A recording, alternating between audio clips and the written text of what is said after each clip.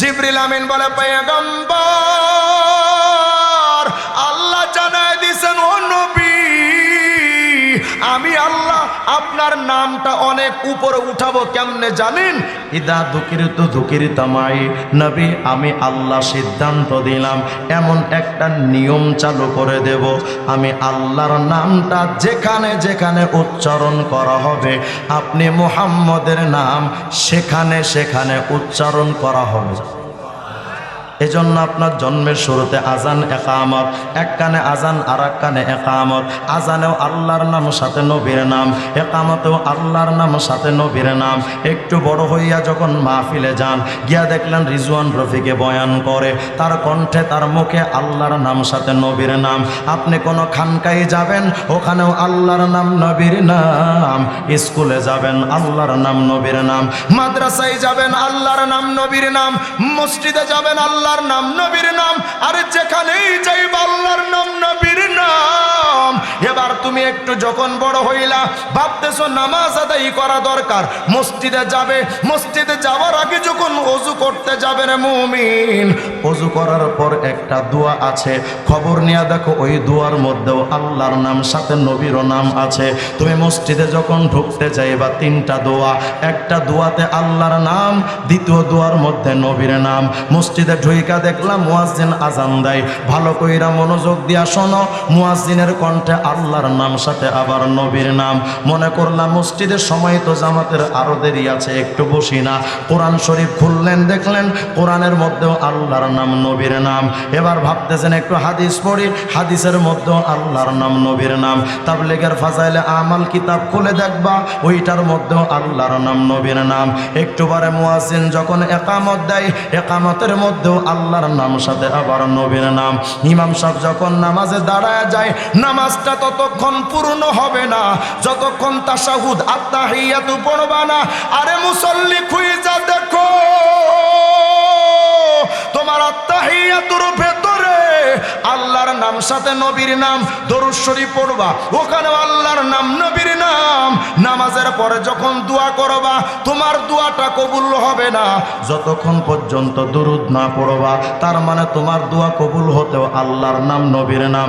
কোরআনেও আল্লাহ নবী, হাদিসেও আল্লাহ নবী, মসজিদেও আল্লাহ নবী, মাদ্রাসাতেও আল্লাহ নবী, মাহফিলেও আল্লাহর সাথে নবী। আবার তুমি আজানে দিবা, সেখানেও আল্লাহ নবী, একামতের মধ্যেও আল্লাহর সাথে নবী, নামাজের মধ্যেও আল্লাহর সাথে নবী, দুয়ার মধ্যেও আল্লাহর সাথে নবী। এমনকি তুমি যদি ইলেকশন করতে যাও, সারা বছর আকাম কোকাম করলেও ইলেকশনের আগে আয়েশা মানুষের সামনে দাঁড়ায় বলা লাগে, আল্লাহ রসুলের নামে একটা ভোট দিয়েন। আল্লাহ পাক রব্বুল আলামিন আমাদের ব্যাপারে বলেন, হাবিব আপনার উম্মতকে জানায় দেন আপনার উম্মত সেরা উম্মত, মানে আপনার উম্মতের চেয়ে দামি উম্মত আর পৃথিবীতে হতে পারে না। কেমন দামি আমরা, অথচ আমাদের বয়সটা কম।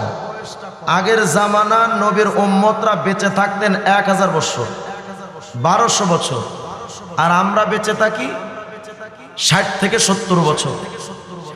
এই 60-70 বছরে আমাদের আমল কতটুকু? আগের জামানার নবীর উম্মতেরা কিয়ামতের ময়দানে নেকি নিয়ে দাঁড়াবে। কত নেকি জানেন? এক একজন দাঁড়াবেন 1000 বছরের জিহাদের নেকি, 1000 বছরের তাহাজ্জুদের নেকি, 1000 বছরের বিভিন্ন আমলের নেকি। আর আপনি আমি কিয়ামতে দাঁড়াবো মোটামুটি 55 বছরের আকিস বিড়ির আমল। কত হয় না? কারণ আমাদের মুরব্বীরা তো এখন আমল করতেই চান না। তাবলীগে দাওয়াত দিলে ভাই আরো কয়েকদিন যাক না, তারপরে সময় দিব না। তো কিয়ামতে আমরা দাঁড়াবো 55 বছরের বিড়ি টানার আমল, আর 5-10 বছরে হয়তো একটু কোনো রকম হস্টস কইরা মোটামুটি একটু মসজিদে যাতায়াত শুরু। এই তো সামান্য আমল। তা আমাদের আমল হলো সর্বোচ্চ ধরেন না 50 বছর, আর আগের জামানার নবীর উম্মতরা আমল নিয়ে দাঁড়াবেন 1000 বছর। তাহলে তারা দাঁড়ালে 1000 বছর, আমরা দাঁড়ালাম 50 বছর। তো তাদের চাইতে আমাদের আমলের সংখ্যা মোটামুটি কমপক্ষে 950 বছর কম। অথচ আল্লাহ বললেন আমরাই সেরা। যুক্তিতে তো মিলে না, হিসাব কিতাব তো মিলে না। আল্লাহ এটা কিভাবে সম্ভব? তারা দাঁড়াবেন এত এত নেকি নিয়া, তাদের গুনাহও ছিল কম। কারণ আগের জামানার নবীর উম্মতরা গুনাহ করলে সাথে সাথে গজব আসতো। যে কারণে তারা অনেক সময় গুনাহ থেকে বিরত থাকতেন। আর আমরা সুযোগ তো পেয়েছি, ব্যাস দিদার সে গুনাহ করছি। তো সব দিক থেকে আগের জামানার নবীর উম্মতরা অনেক এগিয়ে, আমলের দিক থেকে, নেকির দিক থেকে, গুনাহ করার দিক থেকে, বয়সের দিক থেকে, আনুগত্যতার দিক থেকে। আমাদের তো নেকি নাই, তাহলে আল্লাহ যে বললেন যে নবী আপনি বলেন আপনার উম্মতকে আপনার উম্মতই সেরা, বিষয়টা তো হিসাব কিতাব মিলে না। হ্যাঁ, আল্লাহর পাকের কাছে কোনো হিসাব কিতাব চলে না। সুবহানাল্লাহ বলেন না। আল্লাহ পাক বুঝাতে চান, হাবিব আপনার উম্মতকে জানায়া দেন আপনার উম্মতকে আমি আল্লাহ কষ্ট দিব কম, নেকি দিব বেশি। আস্তে কোন সুবহানাল্লাহ। কতটুকু নেকি দিবেন আল্লাহ পাককে জিজ্ঞেস করেন, আল্লাহ আপনি কতটুকু দিবেন?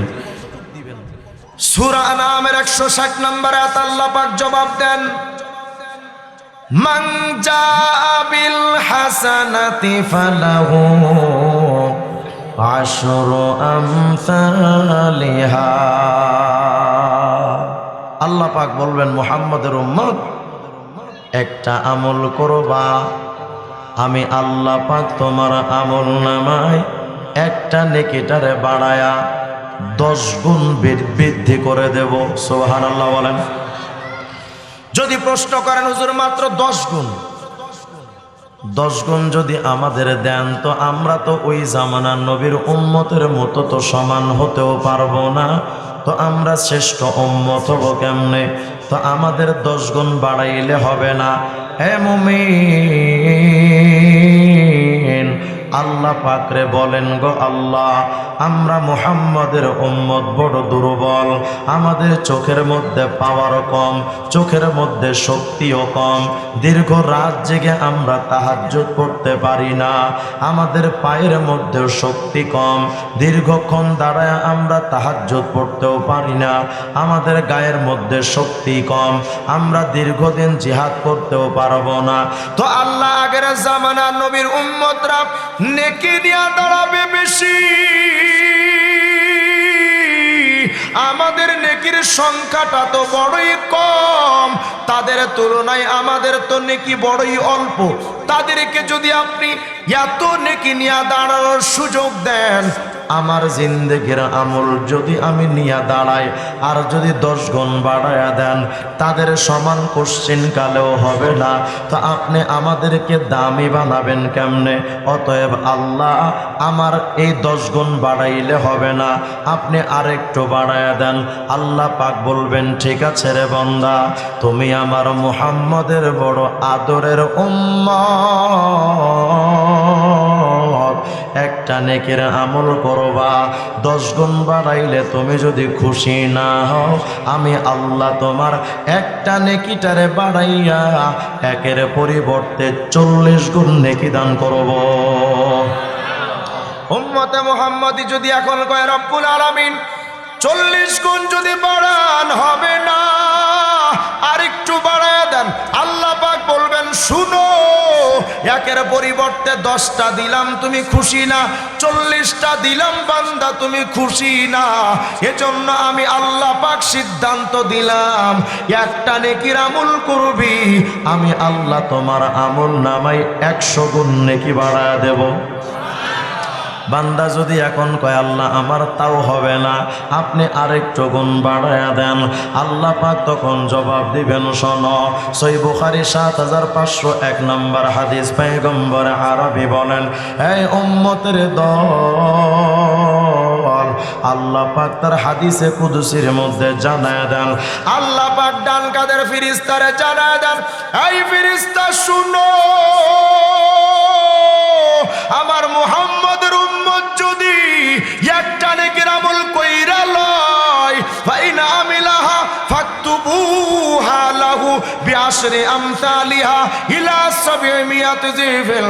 এই ফেরেশতা, আমার বান্দা মুহাম্মদের উম্মত যদি একটা নেকির আমল কইরা লয়, আমার বান্দার আমল নামায় 700 গুণ নেকি বাড়ায় দাও। বান্দা উম্মতে মুহাম্মদি যদি এখন কয় আল্লাহ আমার 700 গুণ যদি বাড়ায়া দেন, আমার 700 গুণ নেকি নিয়েও হবে না, আপনি আরেকটু গুণ নেকি বাড়ায়া দেন, এই 100 200 500 700 কাম হবে না, আমি মুহাম্মদের উম্মত, আমার নেকিটা আরো বাড়ানো লাগবে। এবার বিশ্বনবী সরওয়ারে দু আলম হাবিবে কিবরিয়া রহমাতুল লিল আলামিন খাতামুন নবিয়্যিন বিশ্বনবী মুহাম্মদ রাসূলুল্লাহ বলেন, এই উম্মতেরা, মুসনাদে আহমদে 10707 নম্বর হাদিস, আল্লাহর নবী আমার বলেন, আমার কোন উম্মত যদি একটা নেকির আমল কইরা লয় 10 গুণ নেকিতে হবে না, 700 গুণ নেকিতেও যদি না হয়, নবী আমার বলেন, এই উম্মত শুইনা রাখো, ইন্নাল্লাহা ইউতি আবদাহু বিল হাসানাতিল ওয়াহিদা আলফা আলফি হাসানা। নবী আমার বলেন, আমার কোন উম্মত যদি শুধুমাত্র একটা নেকির কাম কইরা লয়, আল্লাহ পাক ওই একটা নেকির গুণটারে বাড়াইতে বাড়াইতে একের পরিবর্তে আমার উম্মতের আমল নামায় 10 লক্ষ নেকি লেখা দেয়। এখন তো সুবহানাল্লাহ জোরে কইবেন না। আমি যদি কইতাম চাচা 1 টাকা দেন 10 লাখ সুদ পাবেন, চাচা লুঙ্গি জাঙ্গা খুললে দৌড় দিতে কত কয় না, অথচ একের পরিবর্তে আল্লাহ 10 লাখ দেন, সুবহানাল্লাহ কয় না, বলেন আল্লাহু আকবার। এখন যদি উম্মতে মুহাম্মদে আবার কয় আল্লাহ এই 10 লাখ গুণ যে আপনি বাড়ায় দিলেন, আমি 10 লাখ গুণ নিয়েও খুশি না, সুবহানাল্লাহ কয় না। এই একবার দিলেন 10টা নেকি, আবার দিলেন 700 নেকি, আবার এখন আপনার নবী বললেন 10 লাখ, আল্লাহ এই 10 লাখ নেকিও আমার হবে না, আপনি আরেকটু বাড়ায় দেন। সরওয়ারে দু আলম বলেন, ইন্নাল্লাহা ইউতিহি আলফাই আলফি হাসানা। মুহাম্মদ আরবির উম্মত যদি একটা নেকির আমল কইরা লয়, আল্লাহ পাক তার আমল নামায় একের পরিবর্তে 20 লক্ষ নেকি লেখা দেয়।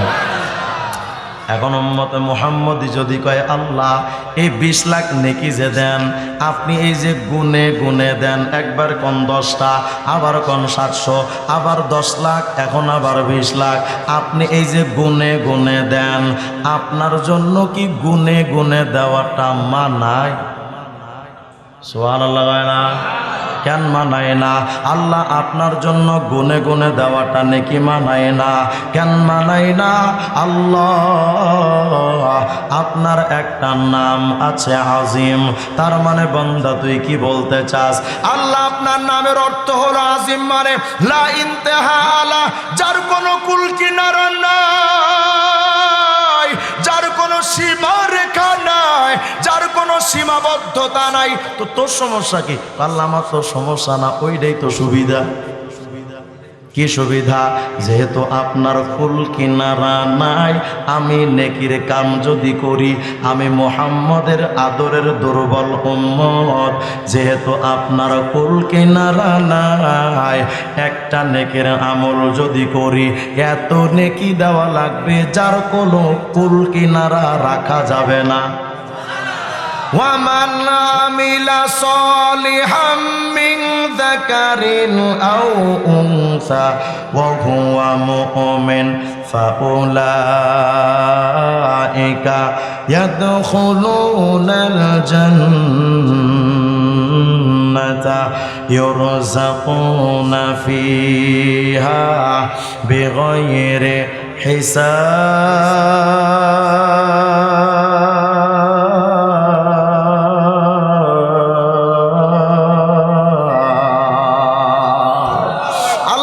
বলেন, হাবিব আপনার উম্মতকে জানায় দেন, ও যদি 20 লক্ষ নেকি না নেয় তো বলে দেন, আমি আল্লাহ আজিম, আমার কোনো কুল কিনারা নাই, আপনার উম্মত যদি একটা নেকির কাম করে, আমি আল্লাহ ওই এক নেকিটারে বাড়াইতেই থাকবো, বাড়াইতেই থাকবো, বাড়াইতেই থাকবো, এত বেশি দিব, সীমানা সীমানা থাকবে না।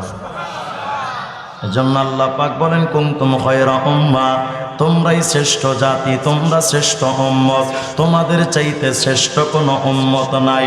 কারণ কি মুমিন, যেই নেতা যত দামি ওই নেতার অনুসারীদের দামটাও তেমন বেশি হয়। যেই কোম্পানিটা যত ভালো তার প্রোডাক্টের মানটাও তত বেশি ভালো হয়। কতক্ষণ যদি তাই হয়, আমরা হলাম মুহাম্মদুর রাসূলুল্লাহর অনুসারী, আমাদের ব্র্যান্ডের নাম হলো মুহাম্মদুর রাসূলুল্লাহ। সুতরাং নবী যেমন দামি, আমরা উম্মত হিসেবে সমস্ত উম্মতের চাইতেও দামি। আমাদের নবী কেমন দামি, এটা আমার মূল বিষয়, আলোচনার দিকে যাচ্ছে, একটু মনোযোগ দেন। আল্লামা কাসতালানী রাহমাতুল্লাহ আলাইহি লিখেছেন আল মাওয়াহিবুল লাদুনিয়ার মধ্যে, আদম আলাইহিস সালাম তিনি তো জাক্কুম বৃক্ষ থেকে খেয়ে ফেললেন, নিষিদ্ধ গাছ জান্নাতের। আদম আলাইহিস সালাম দুনিয়াতে চলে আসলেন। তিনি যখন বুঝলেন যে তার দ্বারা একটা পদস্খলন হয়ে গেছে, তো তখন আদম আলাইহিস সালাম, আদম এবং হাওয়া আলাইহিমাস সালাম, তাফসীরের কিতাবের মধ্যে আসছে ইন্না আদম ওয়া হাওয়া বাকায়া মিআতাই সানা। আদম এবং হাওয়া আলাইহিমাস সালাম, অনেকে হাওয়া বলেন কিন্তু এটার উচ্চারণ হাওয়া। আদম এবং হাওয়া আলাইহিমাস সালাম 200 বছর পর্যন্ত কাঁদলেন, আল্লাহ মাফ করে দেন, আল্লাহ মাফ করে দেন, আল্লাহ মাফ করে দেন। কিন্তু আল্লাহ পাক মাফির সিদ্ধান্ত জানান নাই। 200 বছর পর্যন্ত আদম কেঁদেছেন, কিন্তু আল্লাহ পাক বলেন নাই আদম তোমার ক্ষমার সিদ্ধান্ত দিলাম। 200 বছর পর একদিন আদম পয়গম্বর আল্লাহকে বলেন, গো রব আসআলুকা বিহাক্কি মুহাম্মদ, আল্লাহ আজ আমি আপনার কাছে ক্ষমা চাচ্ছি, মুহাম্মদের ওসিলায় আমারে মাফ কইরা দেন। সুবহানাল্লাহ। গান সাথে সাথে আল্লাহ আদম পয়গম্বরকে মাফ করে দিলেন। কিন্তু আল্লাহ পাকের প্রশ্ন, আদম ওয়া কাইফা আরাফতা মুহাম্মাদা, এই আদম তুমি মুহাম্মদকে চিনলে কেমনে? ওয়ালাম আখলুকুহু, আমি তো এখনো মুহাম্মদকে দুনিয়াতে সৃষ্টি করে পাঠাইনি, তো তুমি মুহাম্মদকে চিনলে কেমনে?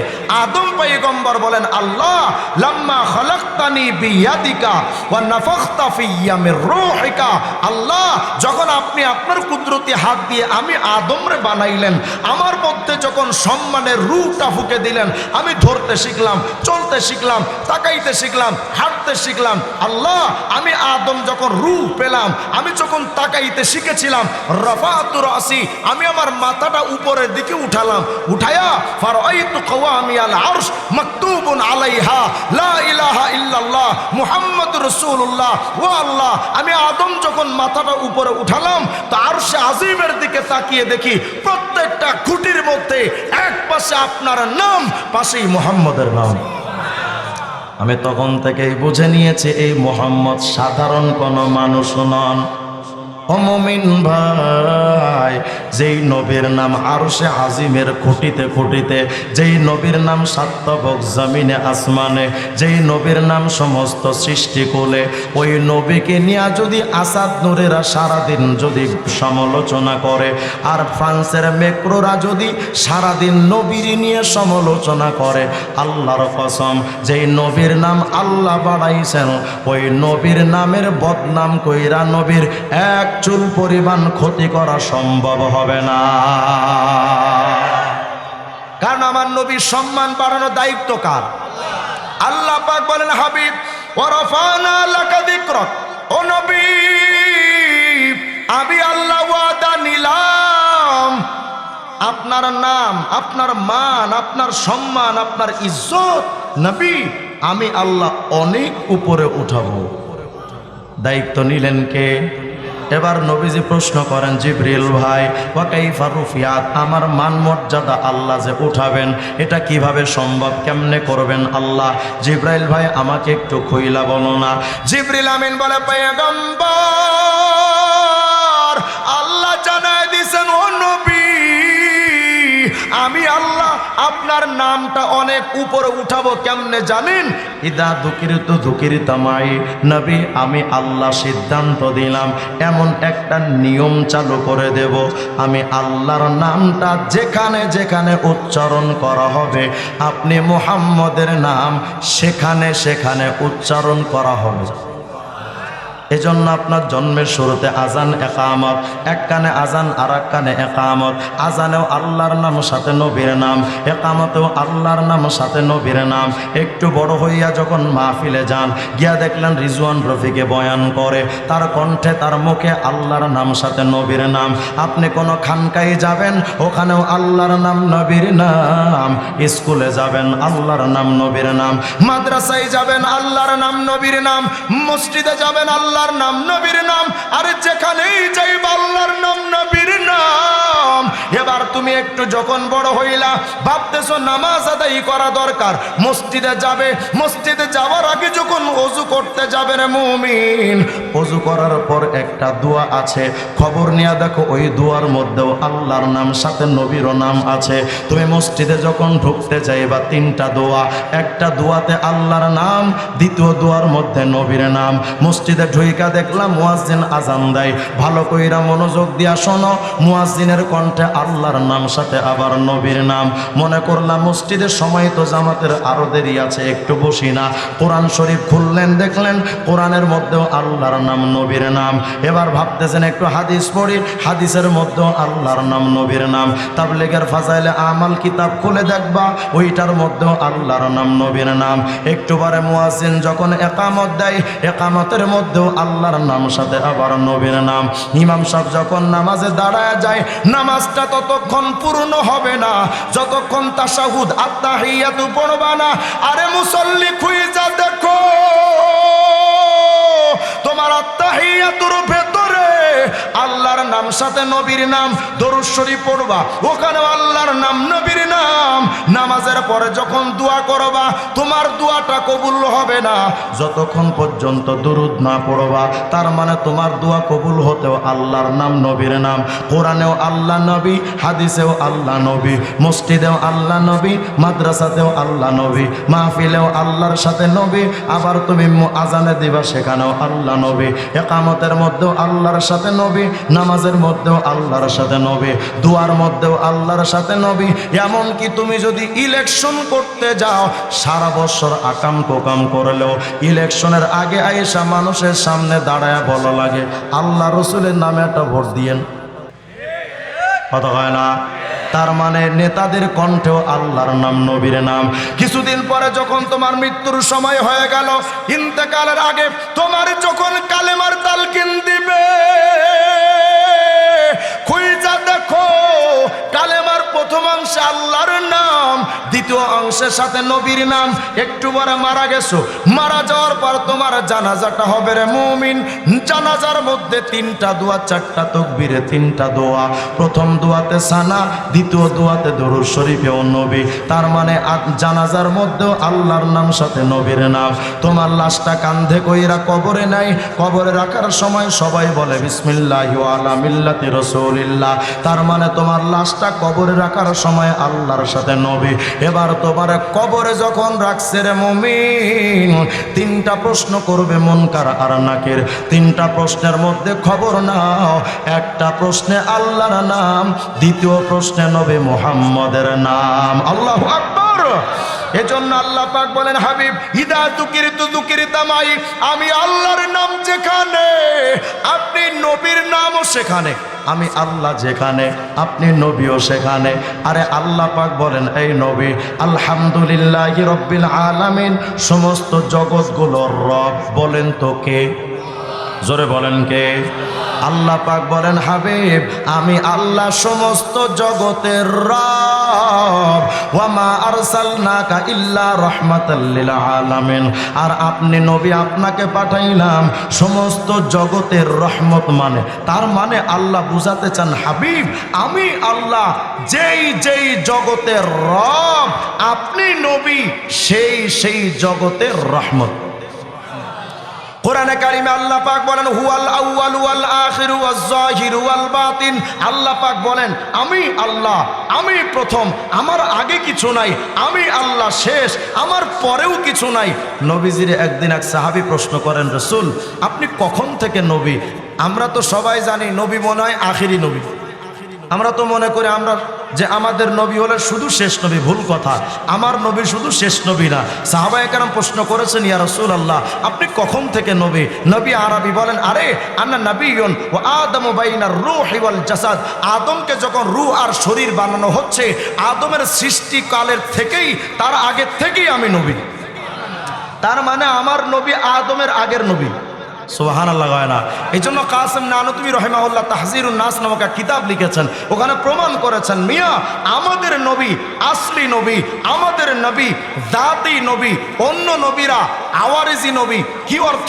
বলে আমাদের নবী এমন নবী যিনি মূল নবী, যাকে নবুয়ত আল্লাহ সরাসরি দিয়েছেন। আর সকল নবীরা তারাও নবী, কিন্তু তারা নবুয়ত পেয়েছেন আমাদের নবীর মধ্যস্থতায়। সুবহানাল্লাহ। হয় না? তাহলে আমাদের নবী আখিরি নবী, আমাদের নবী আউয়ালি নবী। মানে আল্লাহ পাক বলেন হাবিব আমি আল্লাহ প্রথম, আমার আগে কোনো রব নাই, আমি আল্লাহ শেষ, আমার আগে আমার পরে আর কোনো রব নাই। আল্লাহ বুঝাইতে চান হাবিব ঠিক তেমনি ভাবে আপনিও শুরু নবী, আপনার আগেও কোনো নবী নেই, আপনার পরেও কোনো নবী নেই। আমি আল্লাহর আগে কোনো উলুহিয়াত নেই, আমি আল্লাহর পরে কোনো উলুহিয়াত নেই। মুহাম্মদ আপনার আগেও কোনো নবুয়ত নেই, আপনার পরেও কোনো নবুয়ত নেই। এখন যদি